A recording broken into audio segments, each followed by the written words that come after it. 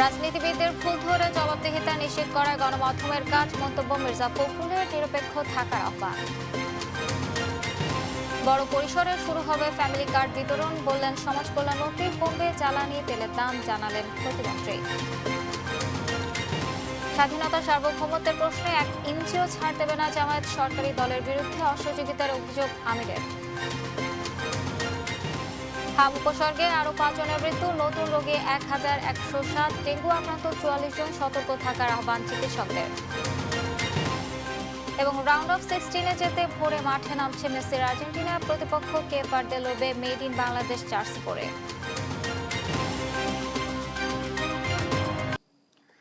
সংবাদ রাতে দেখছিলেন সুপারবোর্ড সংবাদ শিরোনাম, সঙ্গে আছে আমি আফ্রোদিতি মোশাররফ পার্বণ। এবার বিস্তারিত। স্থানীয় সরকার, পল্লী উন্নয়ন ও সমবায় মন্ত্রী মির্জা ফখরুল ইসলাম আলমগীর বলেছেন, গণতন্ত্রকে সফল করতে হলে গণমাধ্যমকে স্বাধীন ও দায়িত্বশীল হতে হবে। রাজনীতিবিদদেরও ভুল হতে পারে উল্লেখ করে তিনি বলেন, সেই ভুল তুলে ধরে জবাবদিহিতা নিশ্চিত করাই গণমাধ্যমের দায়িত্ব। শুক্রবার সকালে ঠাকুরগাঁও প্রেস ক্লাবে এক অনুষ্ঠানে তিনি কথা বলেন।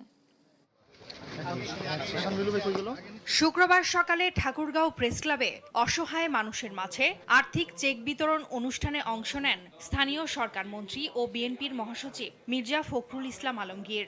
অনুষ্ঠানে উপজেলা পরিষদের পক্ষ থেকে 265 জনের হাতে 10 লাখ টাকার চেক তুলে দেওয়া হয়।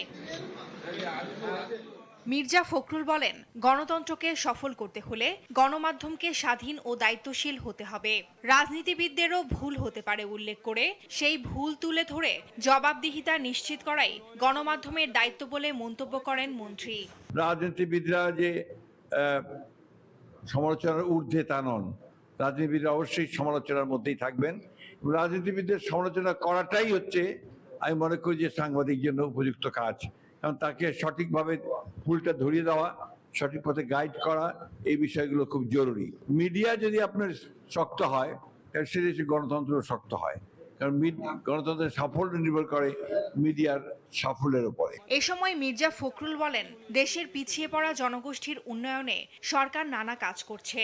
অর্থনৈতিক অগ্রযাত্রায় সকলের অংশগ্রহণ নিশ্চিত করার উপর গুরুত্ব দেন তিনি। আমরা যারা পিছিয়ে পড়ে যাওয়া মানুষ, তাদেরকে আমরা সহযোগিতা করতে চাই, সরকার সহযোগিতা করতে চায়। ফ্যামিলি কার্ড জনপ্রিয়তা লাভ করেছে উল্লেখ করে তিনি বলেন, ফ্যামিলি কার্ডের পাশাপাশি কৃষক কার্ডও পৌঁছে দেওয়া হচ্ছে। আমরা ইতিমধ্যে দেখেছেন যে তার ফ্যামিলি কার্ড এটা অত্যন্ত জনপ্রিয়তা লাভ করেছে। এটা শেষ পর্যন্ত এই ফ্যামিলি কার্ড দেশের প্রায় 4 কোটি মায়ের কাছে পৌঁছানো হবে শেষ পর্যন্ত, অর্থাৎ প্রত্যেকেই ফ্যামিলি কার্ড পাবে, পর্যায়ক্রমে প্রত্যেকেই ফ্যামিলি কার্ড পাবে। কৃষক কার্ড, এই কৃষক কার্ড দেওয়া হচ্ছে, যেটা 2,500 টাকা করে পাবে। ফ্যামিলি কার্ডও প্রতি মাসে 2,500 টাকা করে পাবে। এর আগে ঠাকুরগাঁও সদর উপজেলার রায়পুর ইউনিয়নে সলেমান সোলার সেচ পাম্পের উদ্বোধনী অনুষ্ঠানে অংশ নেন বিএনপি মহাসচিব। এ সময় দেশের অর্থনীতিকে শক্তিশালী করতে তরুণদের উদ্ভাবনী জ্ঞান বৃদ্ধির পাশাপাশি ব্যবসা করার আহ্বান জানান মির্জা ফখরুল। হবে তার জন্য ইয়াং জেনারেশনকে ওই দিকে যেতে হবে, ওই উদ্ভাবন করা, আরো ব্যবসা করা, যাতে করে নিজে ভালো চলতে পারি, বাপের উপরে আপনার বোঝা না হওয়ার, আর জমি বিক্রি করে কাজ না করে।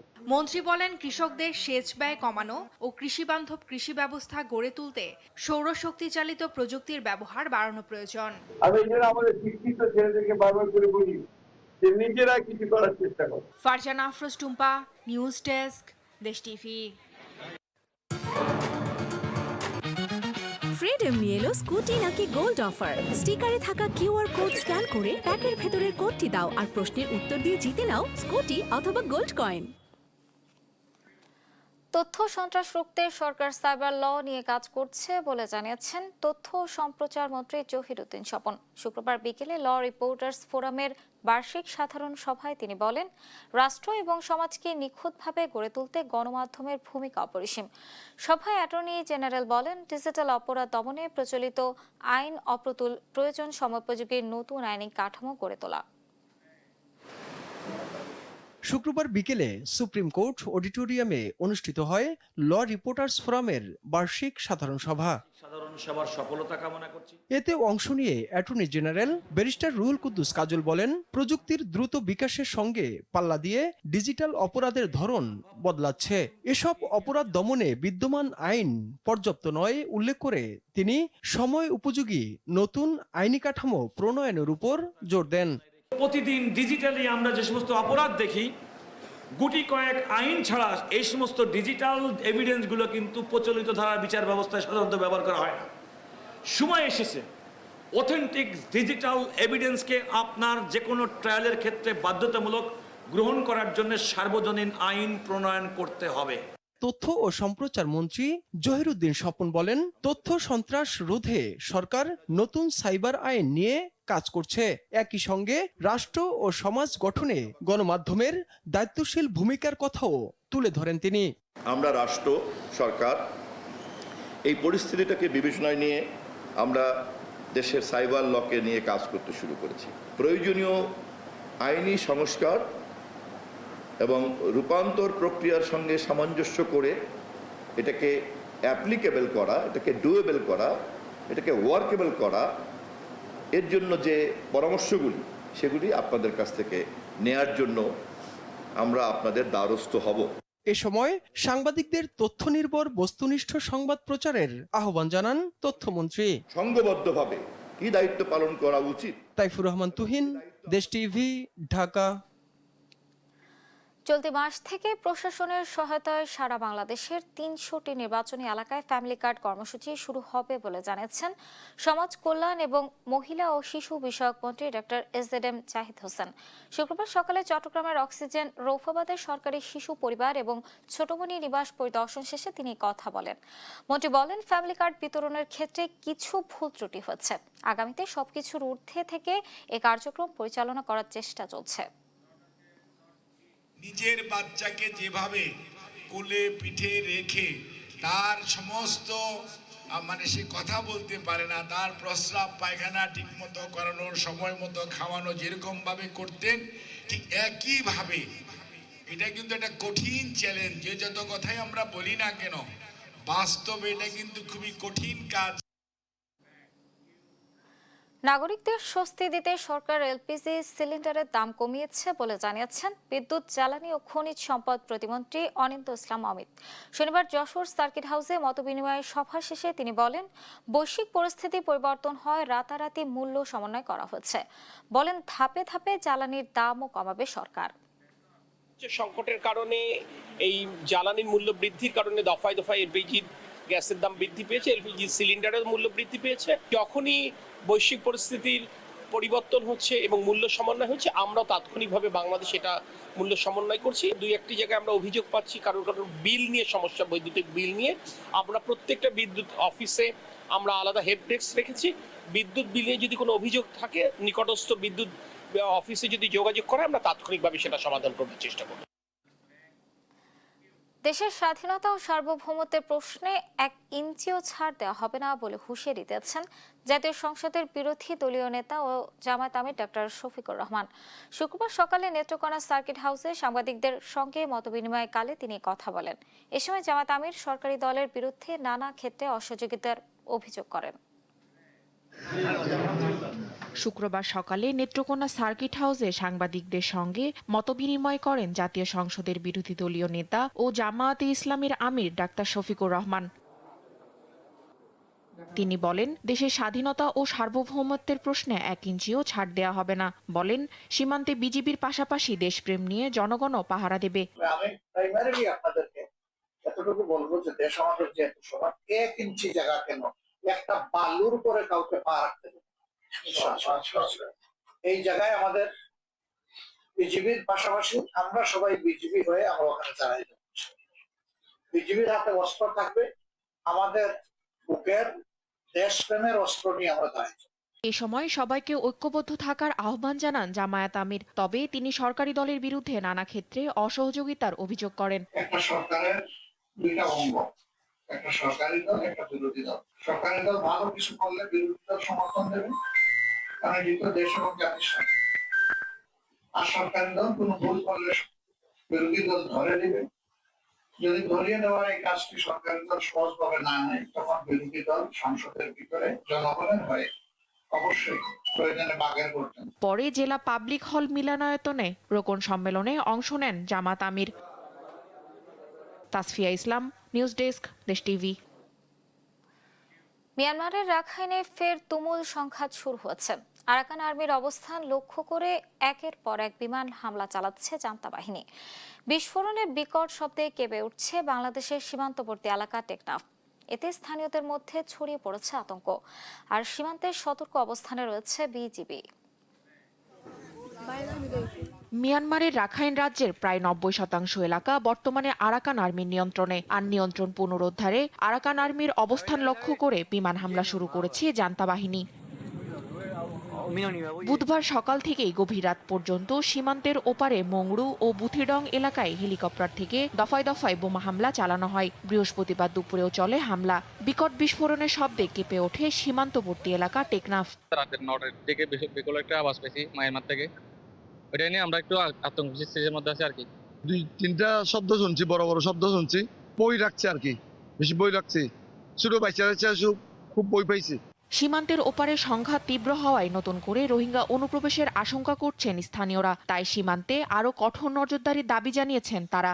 এটা কিন্তু আমাদের জন্য, বাংলাদেশের সীমান্তের জন্য এটা অশনি সংকেত এবং বিপজ্জনক। যে কোনো মুহূর্তে আবার রোহিঙ্গা দল নামতে পারে এবং এর পাশাপাশি যে আতঙ্কটা এখন বাংলাদেশের দিকে ঝুঁকছে, এখান থেকে সন্ত্রাসের উগ্রবাদে যে রোহিঙ্গা উগ্রবাদী যে এরা আছে তারাও আবার মাথা ছেড়ে দিয়ে উঠতে পারে। আমরা মনে করি এখানে আমাদের বাংলাদেশীয় সীমান্তে সৈন্য বাড়ানো দরকার। আমরা আমাদের অতীত অভিজ্ঞতা থেকে জানি যে কোনো একটা দেশে যখন যুদ্ধ শুরু হয় সেখানে তাদের সস্তা অস্ত্র সীমান্তে বেচা বিক্রয় এবং তারা আবার কিছু জঙ্গি অস্ত্র কেনার জন্য আবার সেখানে মাদক বিক্রি করে।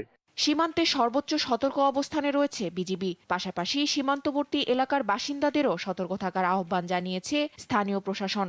নরমালি বিমান হামলা হইলে যেটা হয় যে ওখানে তো লোকজন আতঙ্কে থাকে, তখন অনেক রোহিঙ্গাই চেষ্টা করে নদী পার হয়ে বাংলাদেশে চলে আসার চেষ্টা করে, এর আগে দেখেছি। তো সেই হিসাবে আমরা সতর্ক অবস্থা আছি যেন কোনো রোহিঙ্গা এদিকে না প্রবেশ করতে পারে, সেটা আমরা সতর্ক অবস্থা আছি। আমরা চেষ্টা করছি এই ধরনের বিষয়গুলো যেন পুনরাবৃত্তি না ঘটে, এবং পুনরাবৃত্তি যদি ঘটেও থাকে তার এফেক্ট যেন বাংলাদেশের ভেতর না পড়ে। রাখাইনে সংঘাত যত দীর্ঘায়িত হবে ততই বাড়বে সীমান্ত নিরাপত্তা ও নতুন করে রোহিঙ্গা অনুপ্রবেশের শঙ্কা। তাই সর্বোচ্চ সতর্ক অবস্থানে রয়েছে আইন শৃঙ্খলা রক্ষাকারী বাহিনী। তাসফিয়া ইসলাম, নিউজ ডেস্ক, দেশ টিভি। আরএফএল ওয়াটার পাম্পের রোটর এখন আরো উন্নত আর বিদ্যুৎ সাশ্রয় হয় ২০% পর্যন্ত। ২৪ ঘন্টায় দেশে হাম উপসর্গে আরো ৫ জন মারা গেছে। নতুন শনাক্ত হচ্ছে ১,১০৭ জন। আর ডেঙ্গু আক্রান্ত হয়ে একদিনে নতুন ৪৪ রোগী সহ হাসপাতালে ভর্তি ৪৫০ রোগী। হামের প্রকোপের মধ্যে এবার ডেঙ্গু আক্রান্ত রোগীর চাপ বাড়ছে হাসপাতালগুলোতে। রাজধানী মুগদা মেডিকেল হাসপাতালে ২৪ ঘন্টায় হামে ৬ জন ভর্তি হয়েছেন। এ সময় ডেঙ্গু আক্রান্ত হয়ে ভর্তি হচ্ছেন ১৬ জন। চিকিৎসা নিচ্ছেন ৬৫ জন রোগী। হামের সংকটময় পরিস্থিতি এখনও কাটেনি। এর মধ্যেই হানা দিয়েছে ডেঙ্গু। দিন দিন হাসপাতালে বাড়ছে ডেঙ্গু আক্রান্ত রোগীর সংখ্যা। রাজধানীর মুগদা মেডিকেল হাসপাতালে ২৪ ঘন্টায় হামে ৬ রোগী সহ চিকিৎসাধীন ৩২ জন। সংক্রমণ কম থাকলেও শিশুদের পাশাপাশি এবার হামে আক্রান্ত হচ্ছেন বড়রাও। হাসপাতালে ভর্তি নিয়ে কিছুটা সুস্থতার কথা জানালেন রোগী ও স্বজনরা। যখন ভর্তি ছিলাম একটু খারাপের দিকেই ছিল, এখন একটু দেখতেছি আজকে ভালোই। একেবারে দাঁড়াইতে পারে না, এখন তো আল্লাহর রহমতে হাঁটতে চলতে পারে, অনেক সুস্থ হয়েছে। শুধু বলছে তরল জাতীয় খাবার খাইতে, খাওয়া দাওয়া ঠিক আছে, স্যালাইন খাওয়াইতেছি, নরমাল পানি খাওয়াচ্ছি, ভালো। এদিকে দিন দিন বাড়ছে ডেঙ্গু আক্রান্ত রোগীর সংখ্যা। এই হাসপাতালে একদিনে ১৬ রোগী সহ ভর্তি ৬৫ জন। ডাক্তার ও স্বাস্থ্যকর্মীদের সংকট থাকলেও তাদের চেষ্টায় ভালো চিকিৎসা পাচ্ছেন বলে জানান ডেঙ্গু আক্রান্ত রোগীরা।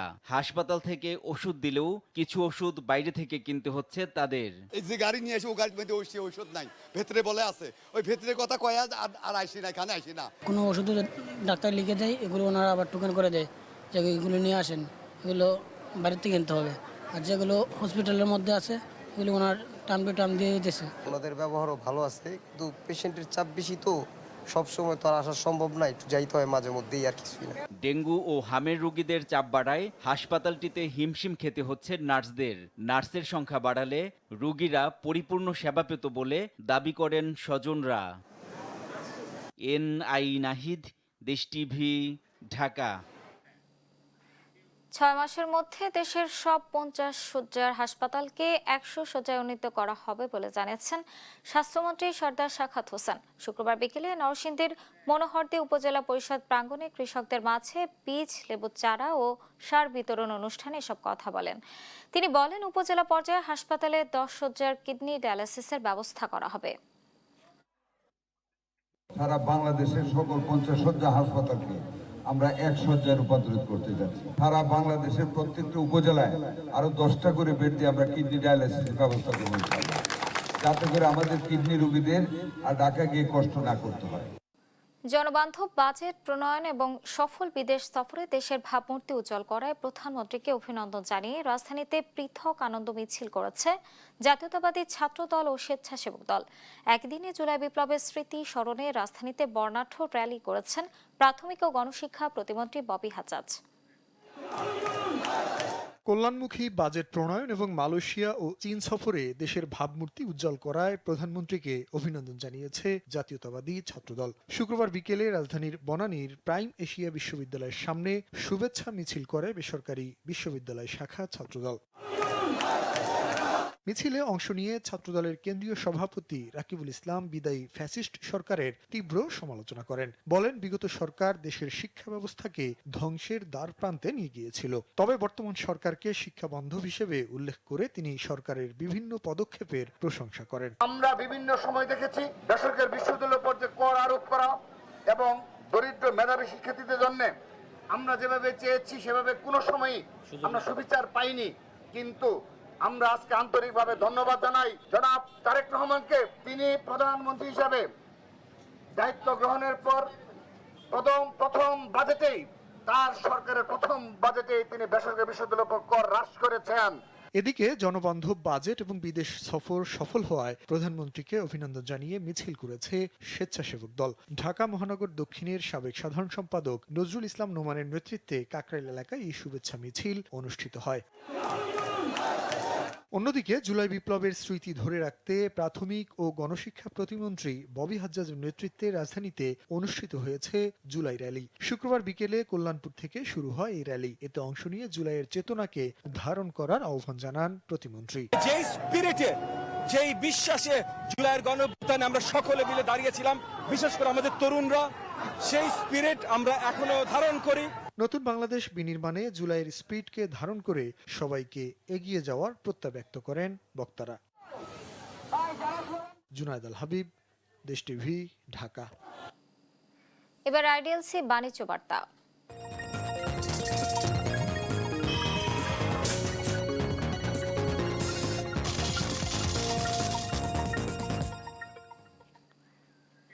নানা ঘটনার মধ্য দিয়ে শেষ হচ্ছে 2025-26 অর্থ বছর।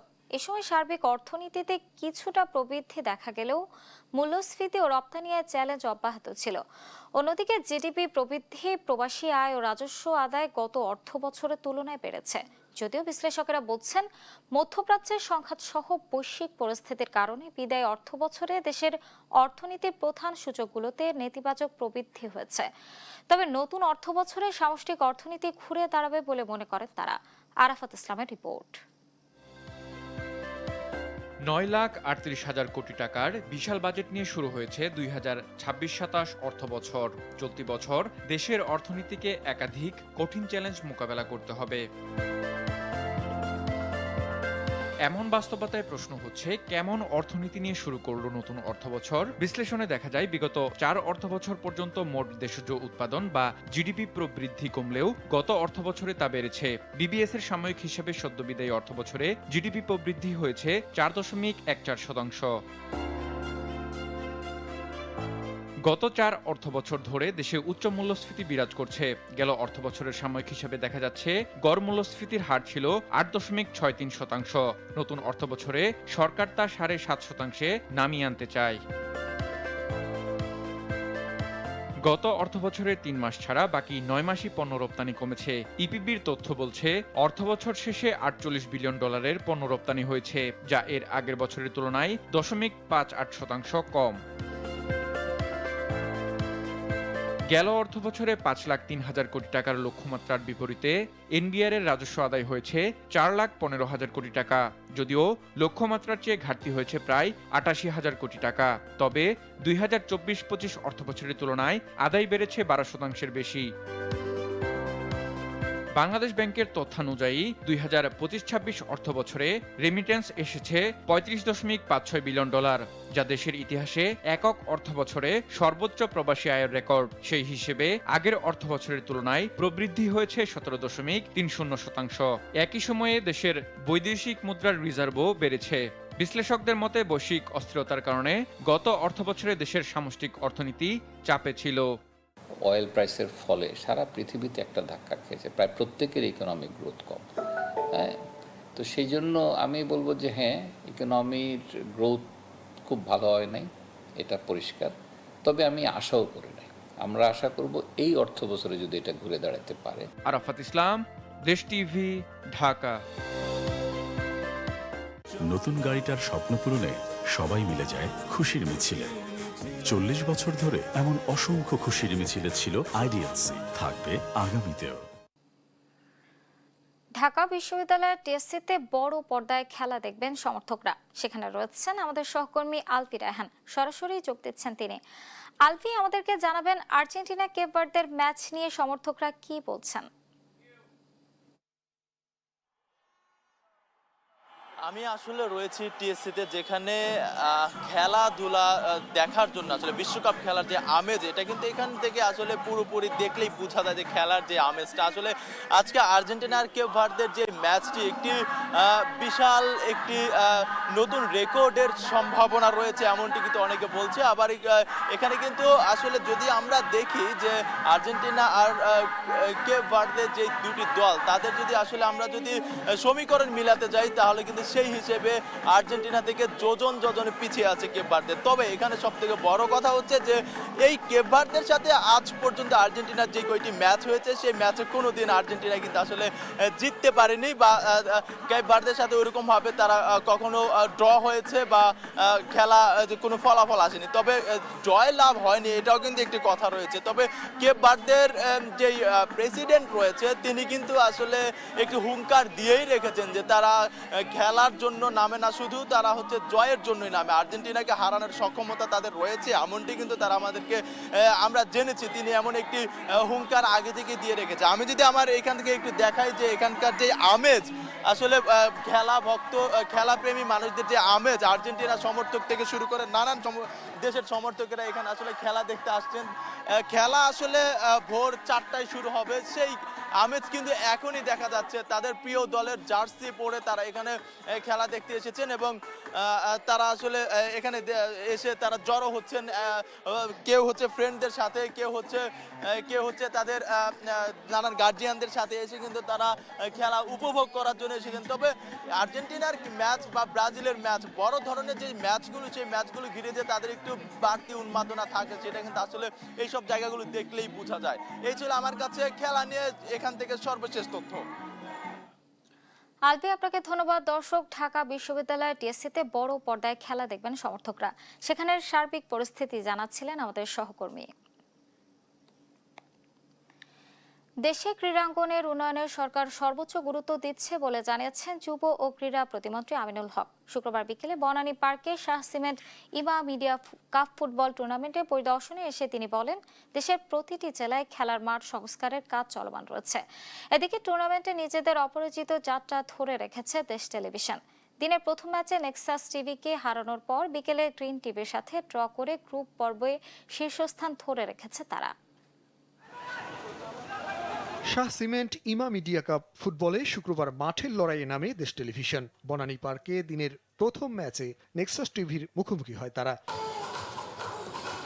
ম্যাচের শুরু থেকেই আক্রমণাত্মক ফুটবল খেলতে থাকে দেশ টিভি। প্রথমার্ধেই দেখা মেলে কাঙ্ক্ষিত গোলের। দলের মিডফিল্ডার ফজলে আদিত্যর চমৎকার এক অ্যাসিস্ট থেকে জয়সূচক গোলটি করেন ফরওয়ার্ড সাইফুল জুয়েল। শেষ পর্যন্ত নেক্সাস টিভি ম্যাচে ফেরার চেষ্টা করলেও 1-0 ব্যবধানের জয় নিয়ে মাঠ ছাড়ে দেশ টিভি। টিম ওয়ার্কটা দুর্দান্ত, আমরা খুব ভালো খেলেছি, ইনশাআল্লাহ আমরা চ্যাম্পিয়ন হওয়ার মতোই দল। আমরা যারা গণমাধ্যমে কাজ করি তাদের জন্য খুবই প্রয়োজন, কেননা রিক্রিয়েশনের জন্য একটা ভালো স্থান এটা। দেশ টিভির টিমটি আজকে সর্বোচ্চ ভালো খেলেছে এবং সেমিফাইনালে যাবে এবং আশাবাদী আমরা চ্যাম্পিয়নও হব। ফুটবল টুর্নামেন্ট এরকম করে আমাদের মিডিয়াতে যদি আয়োজন হয়ে থাকে, সেক্ষেত্রে হবে কি যে আমাদের খেলার যে নৈপুণ্যটা, আমাদের যে হারানো অতীত, সেই জৌলুসটাকে আমরা খুঁজে বার করতে পারবো। গোল খাওয়া ছাড়া আমরা প্রতিটা ম্যাচ এভাবে জিতে যাব এবং ইনশাল্লাহ কাপটা আমরা ঘরেই তুলব। সেমিফাইনাল পর ফাইনাল, ইনশাআল্লাহ চ্যাম্পিয়ন হব। এদিকে বিকেলে টুর্নামেন্ট পরিদর্শনে বনানী পার্কে আসেন যুব ও ক্রীড়া প্রতিমন্ত্রী আমিনুল হক। এ সময় দেশের তৃণমূল ফুটবলের উন্নয়নে সরকারের নানা পরিকল্পনার কথা জানান তিনি। দেশের ক্রীড়াঙ্গনকে সর্বোচ্চ গুরুত্ব দিয়ে আমরা ইতিমধ্যে বেশ কিছু পদক্ষেপ নিয়েছি এবং তার ভিতরে অন্যতম যে খেলাধুলাকে পেশা হিসেবে প্রতিষ্ঠার লক্ষ্যে ক্রিয়া ভাতা প্রদান এবং ক্রিয়া কার্ড ইতিমধ্যে প্রদান করা হয়েছে। আমরা ঢাকা থেকে শুরু করে বিভাগীয় শহর সারা বাংলাদেশের প্রত্যেকটি জেলায় জেলায় আমরা মাঠ সংস্কার এবং সংরক্ষণের জন্য কার্যক্রম শুরু করেছি। বিকেলে নিজেদের দ্বিতীয় ম্যাচে গ্রিন টিভির মুখোমুখি হয় দেশ টিভি। আক্রমণ আর প্রতি আক্রমণে ম্যাচ জমজমাট হলেও শেষ পর্যন্ত গোলশূন্য ড্র হয় ম্যাচটি। সব মিলিয়ে 2 জয় ও 1 ড্রয়ে পাওয়া 7 পয়েন্ট নিয়ে গ্রুপ পর্বে শীর্ষস্থান ধরে রেখেছে দেশ টেলিভিশন। জুনায়েদ আল হাবিব, দেশ টিভি, ঢাকা। এই ছিল এখনকার সংবাদ রাত। পরে বুলেটিন দেখার আমন্ত্রণ রইল। ধন্যবাদ।